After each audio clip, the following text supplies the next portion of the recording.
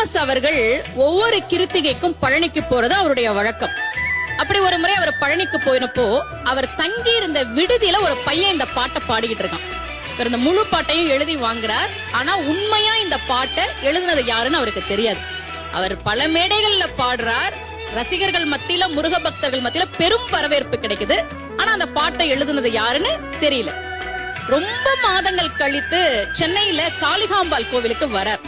அந்த கோவில்ல கல்வெட்டுல இந்த பாட்டை எழுதி வச்சு, இதை எழுதியது யாருன்னு பேரோட எழுதியிருக்காங்க. அன்னை ஆண்டவன் பிச்சி அருளியது. எழுதியவர் மரகதவல்லி என்கிற ஒரு பெண்.